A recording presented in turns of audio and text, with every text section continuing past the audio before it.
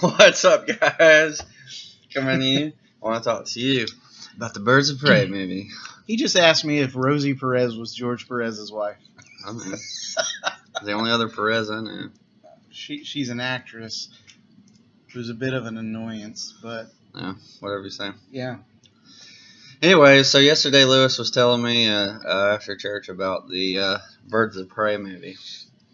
And I was like, we've got to do a roast on that. It's not going to be a roast. It's going to be, why are you doing this, DC? Also known as a roast. Have you no decency? Have you no shame? Why would you make this movie as it's been described? I'm trying to find that article, by the way. So, He's going to talk a minute. So the first thing, it's called The What of Harley Quinn? The Birds of Prey and the Emancipation of Harley Quinn.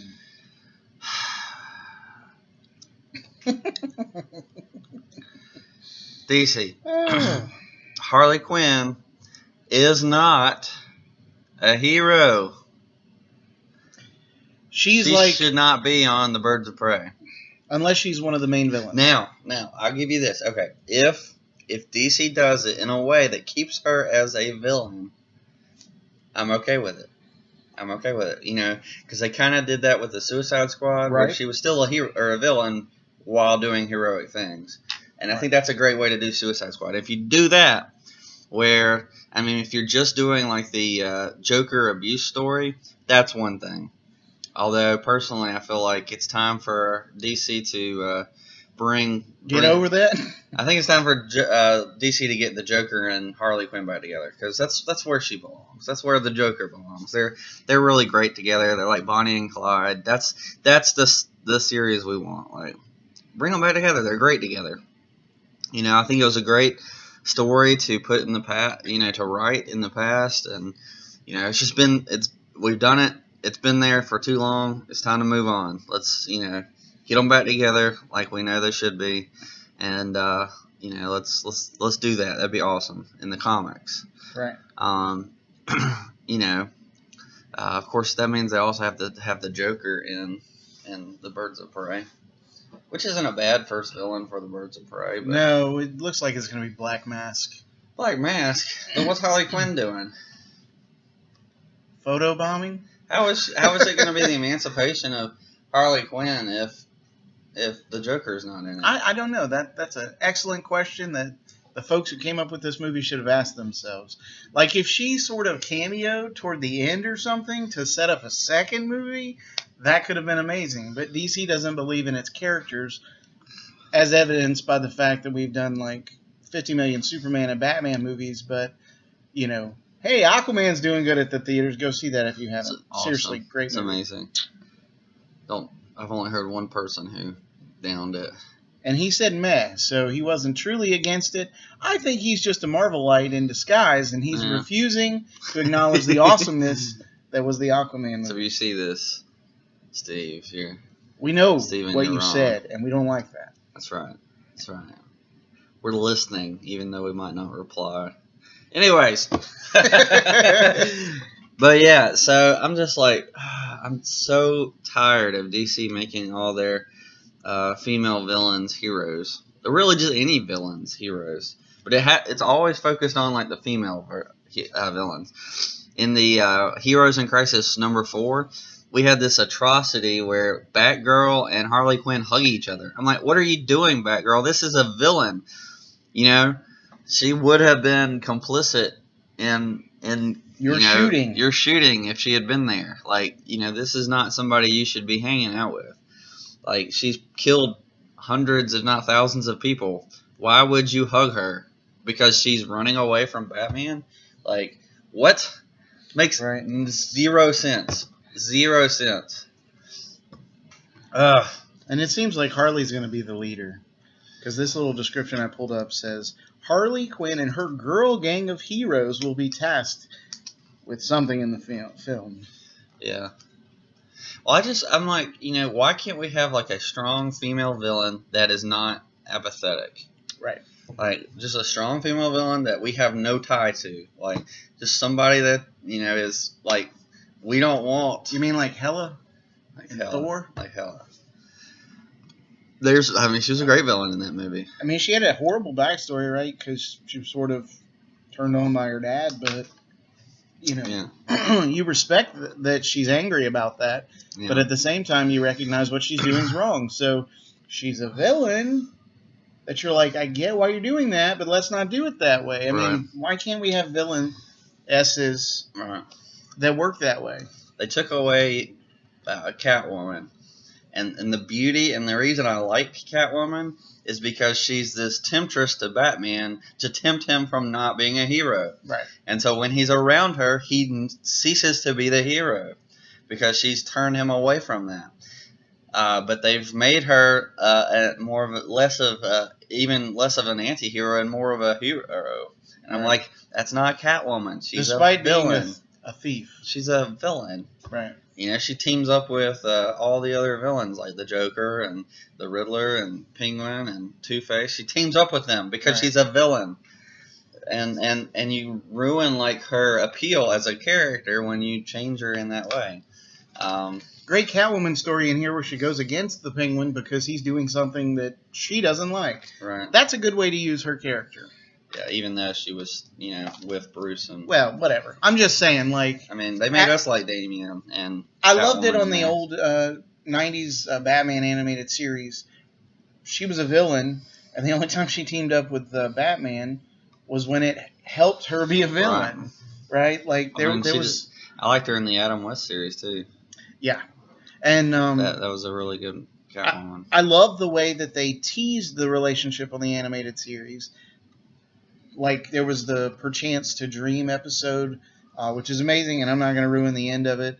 But Bruce and Selina are together, but she's not Catwoman there. She's Selina. So there's a difference. Right. Like, she doesn't have the Catwoman persona there. So... Right. And I'm not necessarily opposed to, some kind of relationship with them if he doesn't know who she is. Right, or it's Or just vice in their versa. civilian identity. Right. I mean, that'd be a good story, but Of course, we've gone too far down the rabbit hole. But I was just listening. We've lost Poison Ivy because they want to make her a hero-ish.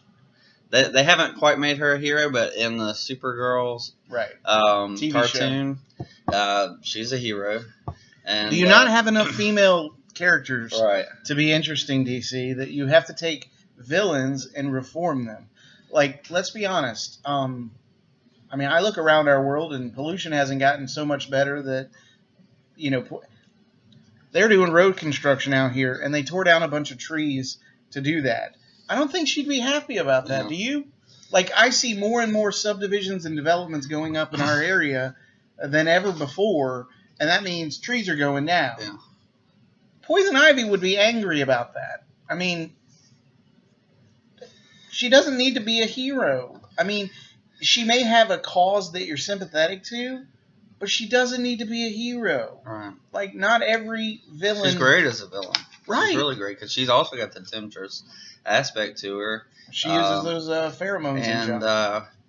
And, she's not like a straight-up hero trying to destroy the world most of the time, although sometimes she is. I don't see why you can't just have her as a straight villain. Killer Frost, another one. I was okay. That's because of the Flash. Well, I was okay with it on the TV show, but then they put her on the Justice League. What? She was in Justice League International as a hero. What? I'm like, what are you doing? Leave it on the TV show. That's okay. It works. So, I mean, they had her as a villain on there too, but they kind of did like the multiple personality thing. Okay, that's fine too. That's fine, but leave her off the Justice League. She's Right. a villain. We have enough strong female characters to put on the Justice League. She's one of the more psychotic villains. She is. If you go back and watch her on the Justice League cartoon show, she's freezing people to death and smiling about it. Yeah, man, that's a great villain right there. She's and great. in the comic book series that came out with it, she and Weather Wizard were having some sort of relationship because they're beefing in one issue that I read and causing like this huge tropical storm in the middle of Gotham or Metropolis or some other major city. Green Lantern and Vixen are working out some of their relationship issues in that particular issue as well. So it's sort of like them versus the villains, and it's good. Like, here's the thing: villains can be likable and still be despicable. You know, I mean, it's just the truth of the matter. Like, I think Doctor Doom is a terrible villain. Like, the way that he typically does things, he'll murder people for the sake of, like, because they offend him. But he's still one of my favorite villains. Right. We're gonna do a top villain Marvel villains list at some point, but we did our DC one. You go look at our lists. Go watch that video, and we're not approving of their terrible behavior, but we appreciate the way it's brought out. You know, well, I mean, so some great movies had great villains, like Avengers 3 had Thanos, which was awesome. Avengers 1 with Loki. That Marvel's trying to walk that back some now. He was mind control. Dude, Loki was OG. I don't care about any of y'all. Yeah. I'm in it for me. He's always been a trickster, the beginning. So he's more on the middle. He does good things and then he does bad things. Right, but he's still pretty despicable. He's pretty much a villain, though. They just want to save face because and the greatest villain ever, Darth Vader. I mean, awesome. We're going to have a conversation about that. I don't know that I've ever thought of who the greatest single villain is. Yeah, it's Darth Vader. There's a strong argument to be made. It's definitely Darth Vader. Strong argument. No question. Anyways, we're off topic a little bit, but and then Harley Quinn, like they've made her trying to make her more heroic, which worked in Suicide Squad because she was still a villain, but in the comics, like they've kind of pushed her more and more toward being a hero and trying to be a hero. And I'm like, I don't want to like Harley Quinn. I want to love to hate her. Right. You know? Like at the first issue. Like her as a villain. Right. Like you were talking about. She's stabbing Booster Gold, and you're like, okay, I don't want you to kill him, but this is kind of funny the way that it's going about. Yeah, I mean, if they hadn't killed Wally West, that would have been a pretty good issue, I thought. Yeah. Anyways. Here's the thing. She has a background in psychology. Unless they've changed that. New 52 she does. / Rebirth. As far as I know. Okay. She was a doctor who let herself be drawn into the Joker's world. And then he took advantage of her, and we should rightfully hate that. But she let herself, like, he doesn't have mind powers. She allowed herself to be manipulated. Yes, she needs help, but she's not getting it. Like, she's not going after it. She's continuing with the Harley Quinn persona, even though she has not fallen into a vat of chemicals and truly lost her mind in the same way that he has. Like, I don't understand the character, DC, because the way you keep framing it is she's a victim in all this, and this is how she plays it out. And if that's how you want it, fine, but expect us to not ever buy her as a hero. Well, I think a good way to go, and I think the Batman White Knight series added this to that story, is that there were actually two Harley Quinns. You had the calm, mild-mannered, funny one that you had that got tempted over in the original series, animated series, and then you had this copycat Harley Quinn who took on the persona of Harley Quinn, but was crazy. It's my understanding. So DC, you can have your cake and eat it too. So you could have the original Harley Quinn, who's kind of calm, sweet, loving, loved the Joker, and abused by Joker, and gets out of that, and she could become a hero. And then have the other Harley Quinn that's really super crazy, and you have both of them. I mean, the first one's better, Right.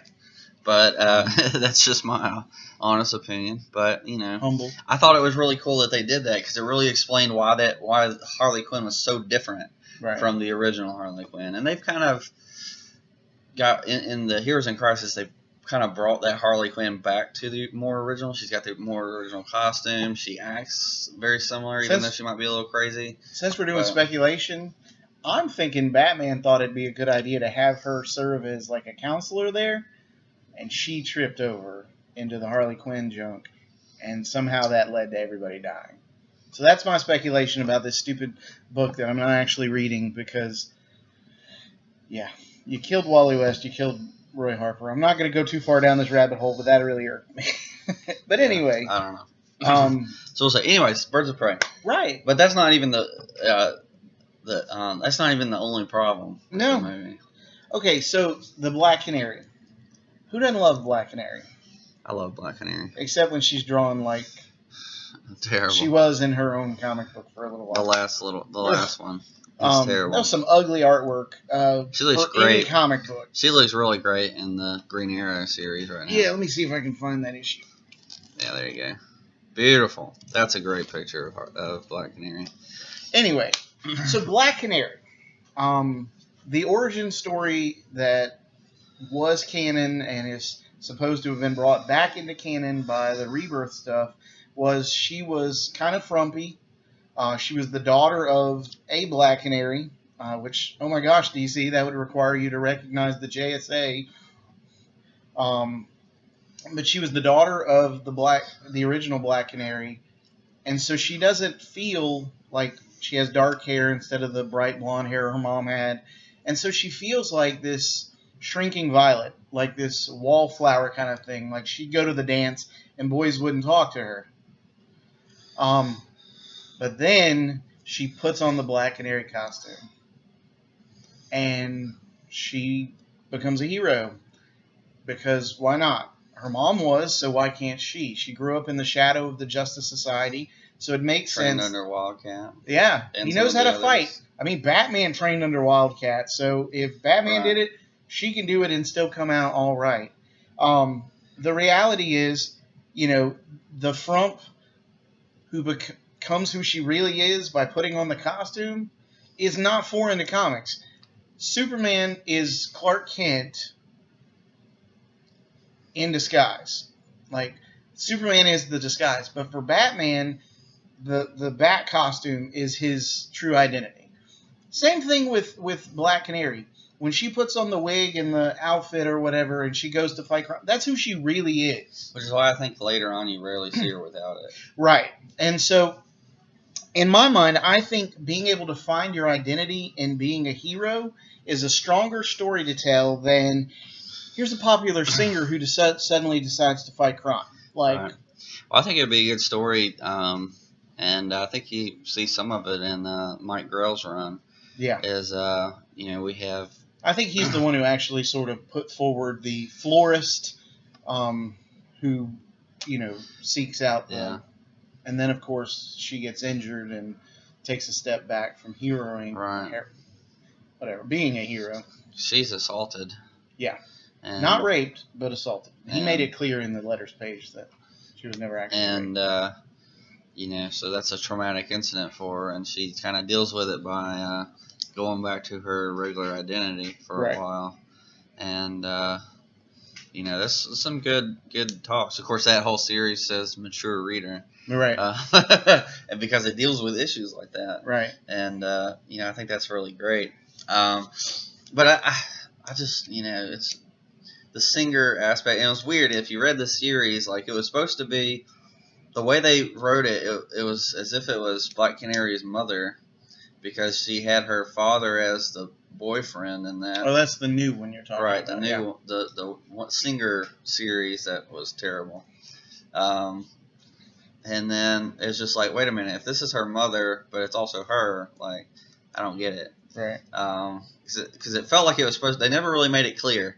Like they made it where it could be either Canary, and I'm like, well, that makes a lot of problems, Right. And Well, that so- was honestly one of the problems DC had back in the 60s and 70s with the Black Canary character, Yeah. because originally it was supposed to just be one character. Right. And then they're like, oh, we Right. shot ourselves in the foot. And then they came up with the daughter of the original, Right. that sort of thing, and it worked out just fine. Right. I And mean, now there's if some you don't weirdness want with it, but if you don't want the JSA, just make her from Earth 2. It's that simple. right. There's the JSA and Black Canary. You get both of them. So Right. I don't know. Anyway, so moving down the list of possible characters that will appear in this movie, Huntress. So from what I read, she's going to be an assassin who realizes that the mob that she works for is the ones who killed her family. It's ridiculous. Okay, so the 80s version of the character because originally she was the daughter of Batman and Catwoman. We're not doing that. We're not doing that in this reality. So what they're going for is the daughter of the mob boss, who ended up being killed by a rival mob boss in front of her when she was a teenager. But before that, she was raped as a child, okay, by the mob boss who ends up killing her family. And then she's trained by her father's bodyguard, who was tasked to protect her. So she has a mentor in that regard and a surrogate father figure. So we have all these issues that keep coming up in the news today that people can actually relate to. I can't relate to an assassin who suddenly decides, you know what, I think I'll be a nicer assassin and only kill the people that killed my family, as opposed to whoever pays the highest price. Because there's nothing heroic about that. Well, and there's nothing heroic about being an assassin. Like, you're still an assassin. Well, right. Like, well, that's what I'm saying. Yeah. If you do that, the birds of prey have to stop you. Right. They can't just let you join and say, hey, just don't kill. It's like, no, this person's an assassin. Like, they deserve justice. I mean, it's one thing for her to be more aggressive like she was than Batman would be comfortable with, but it's another for her to be out and out a killer for hire who doesn't care, and the only reason she's turned against the people who were paying her is now because, oh, yeah, you killed my family, so prepare to die. Right. Well, I feel like it makes sense for her to have seen them kill her, right, or kill her family as a child, and even if you want to add the, that she was raped, and they revised that a little bit as they went along, but even still, I'm just saying. But even if they just kill her family, that's motive enough. Like, right. You grow up for her to crusade against the mafia and to be a little more Punisher-like than Batman would. Right. You know. And I mean, that leads you into some great. I mean, she's more of an anti-hero, anyways. Right. And that's fine. Well, we don't want her to be as a villain, because if she's an assassin, she's a villain. Right. And if she's a villain, she needs a very good reason to not be a villain anymore. Right. And so that's always been her character with the hero is. Her reasoning is she doesn't want to be the villain. She doesn't want to become the mob that killed her family. But she wants to put a stop. But she wants to stop them. And so there's always been that clash with her and the other heroes, because she's more of an anti-hero, just like the Punisher. But they always see her as a different class than the mob themselves, because even though she kills them, she's only attacking the villains. Right. And that's how Spider-Man and Punisher can team up. Right. And Spider-Man still, man, stop killing everybody, you know? Right. And so, like, Green Arrow and Huntress are going to fight each other all the time, and maybe chase each other down to, kill each other. Because Green Arrow kills people sometimes. Right. But he's actually probably more willing to work with her than anybody else, because he's, like, I understand. Like, some people just have to stay down, you know? And I love that dynamic that, somebody Batman couldn't handle can work really well with Green Arrow. You know, I think that's an interesting story aspect that doesn't get played up as much as it ought. Yeah. Well, Batman wouldn't be able to handle her because she kills and has killed. Right. I think he tolerates Green Arrow because he only does it sometimes. Right. Well, until he goes on, until he goes on these sprees, and then Batman might stop him, or try to. But I could see Batman showing up and quoting the exact number of arrows that Green Arrow has used to kill people as of late, and he's like, 247. That's how many? What? Yeah. What are you talking about, Batman? 247 arrows. That's what you've used in the last month to kill these various criminals. I've got to stop you. So, Batman, Green Arrow fight.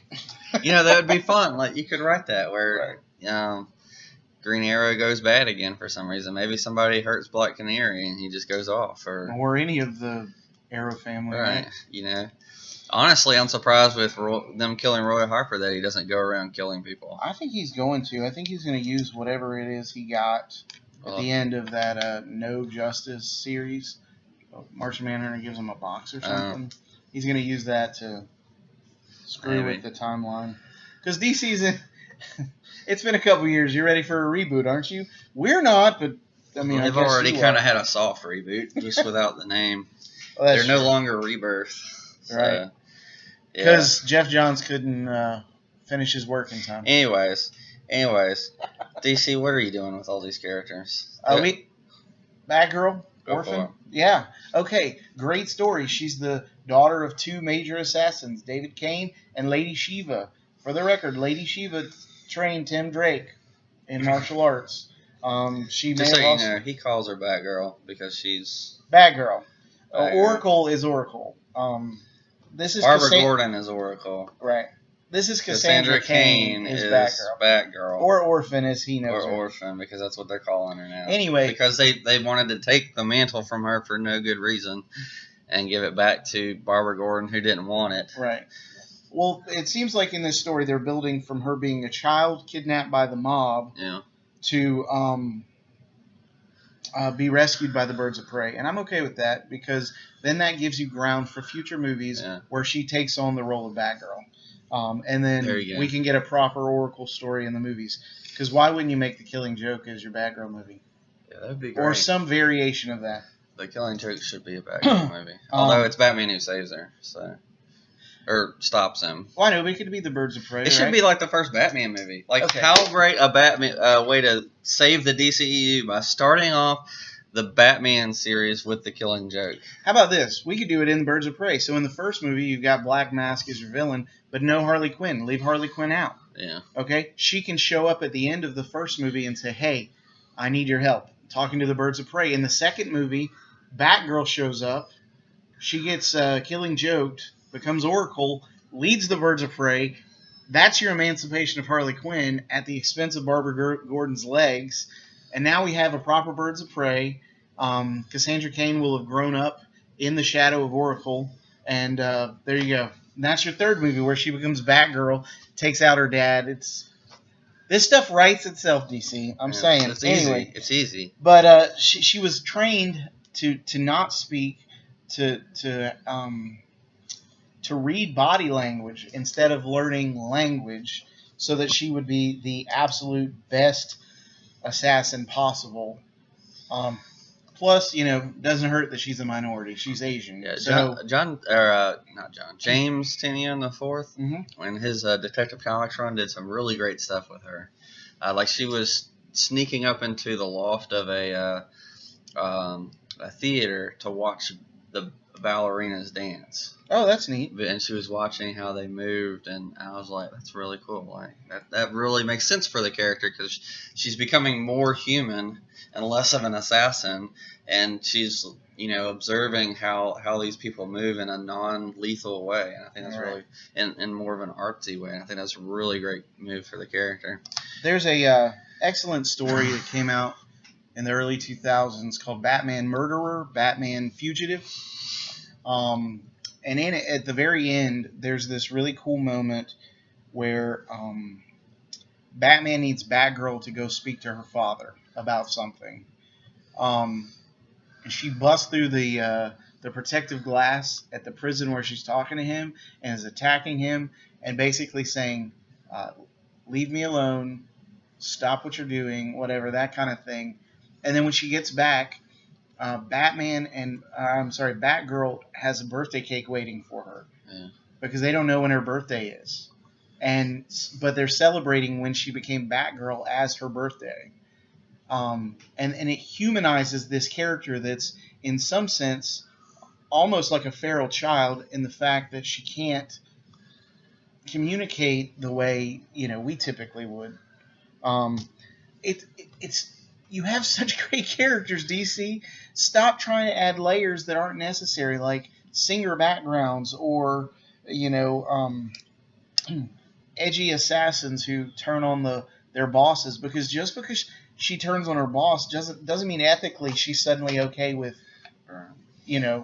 not being an assassin, which is the problem, not that she turned on her bosses. And then they're going to throw Renee Montoya in there, who's a Gotham City police officer who eventually becomes the new version of the Question. I don't even know how to begin to imagine them working that in. I guess they'll just use Question as a throwaway character who gets murdered, and then she's like, all right, I'll put the mask on. And I mean, because that's about all I can think is going to happen with her in this movie. Maybe they'll do more in the next one. I don't know, but Why are they bringing her? Why are they getting rid of the question? Well, they're not. That's the question. No. So they're not truly getting rid of the question, but Renee Montoya in the comics becomes the question. Like, that's a character arc they did with her, and it actually wasn't that bad. Yeah. But I don't know how they would work it into this movie. I like the question. Because this movie is already clustered with some things that you're just like... They haven't even introduced the question. That's true. Why are they going to kill him and put the other question in? Well, that's true. Well, it could be that she's just Renee Montoya, and the folks I was reading behind were just speculating that she might be the question in there, because they don't want somebody to say, oh, it could be a story about the question. No, because that probably wouldn't be in the first one. But again, after the first Suicide Squad movie, do we really need a Harley Quinn in this movie? Because I think you have enough. Well, they got another Suicide Squad coming out at some point. Right. I just think you have enough based on the characters we've discussed, other than Harley Quinn, to make a phenomenal movie. Right. And Renee Montoya serves as your police commissioner, Gordon. And I love character. the Birds of Prey. They're a great team. One of the best teams in DC. So we're not opposed to the movie. We're opposed to the way they're going about making the movie. It's the plot and the way that they've rewritten the characters. That's what doesn't make any sense. Right. Doing a Birds of Prey movie makes a ton of sense. Because I enjoyed it. Did you ever watch the TV show back in the day? No, I didn't. I appreciated the TV show back in the day. But they had some good episodes on the Justice League Unlimited. That's true, where they teamed up with Black Canary and when she was in the fighting Green Arrow. Yes. That was great. That was really good. Or even the double date episode. Right. That was whereas good. Green Arrow. And you had the question there. Yeah. I'm one for the question and Huntress. Huntress. That's a great team. Like, get rid of Renee, what's her name, and put the real question in there. But they need somebody connected to the Gotham City Police Department. Well, he could be they could change his character and make him a policeman who is also crazy. Crazy conspiracy theorist. He does his question thing at night, right? Right. Oh, there you go. And he's trying to connect all these weird homicides that may or may not, be true, and connected to the Huntress or connected to something. Harley Quinn, or maybe he's chasing the Birds of Prey at first, or the Huntress at least, and they're trying to save her from the question. They fall in love, and he ends up, realizing it's a bigger conspiracy than he ever thought. And I don't know. That'd be fun. The end. Then he dies at the end. He has to die at the end. I mean, because they're not going to leave her happy, and they're definitely going to move toward the Renee Montoya as the question at some point. Yeah, they shouldn't. They should leave him because he's great. He's an interesting character, even if he's just a supporting character. Well, you could do it over several movies. Like they grow an interest in each other, but he refrains himself for the first movie, and then the second one they have more of a relationship. It would be kind of interesting if they played it. If they played it like in his civilian identity, he really doesn't like Huntress, but he knows who she is, even if she doesn't know who he is. Right. And then he's playful with her as the question. Yeah. That'd be an interesting dynamic.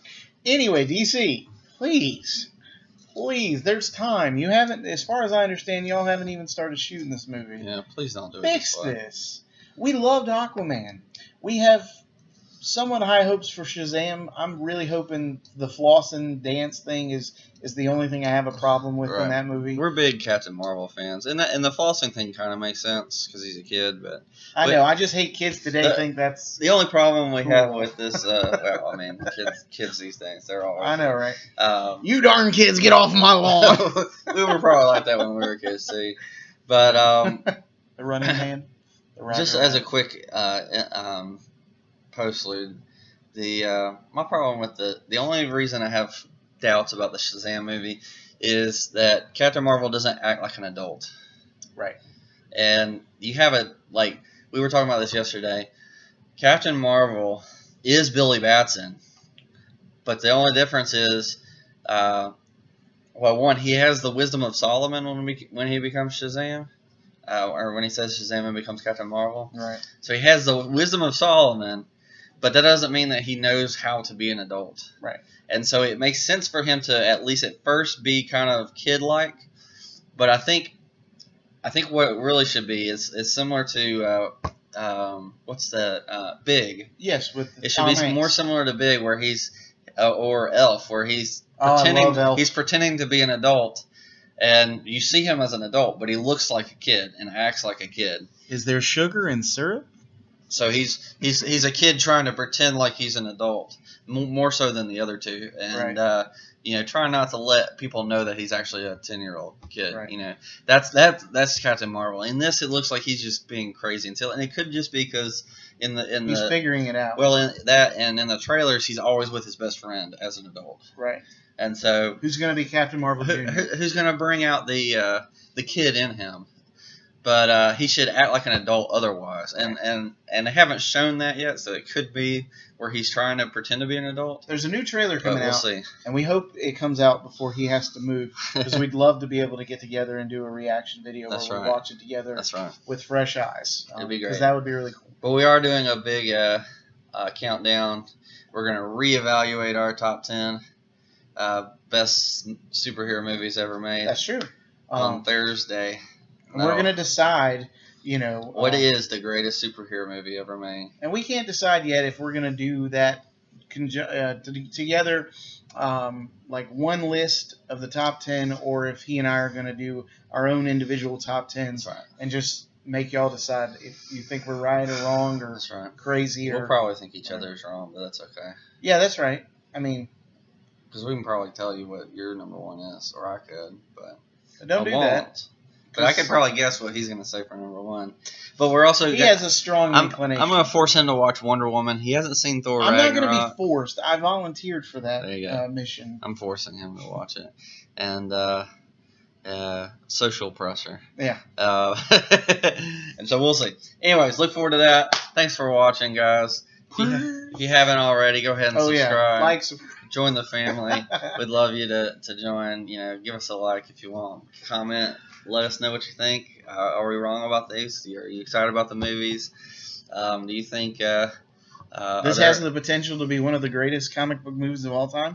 At this point, I'll say no, but especially female leads. Although Wonder Woman set a really high bar. Yeah, no. And then, is there anything else you'd like to hear us talk about? Let us know. Comment. Catch you next time. Peace.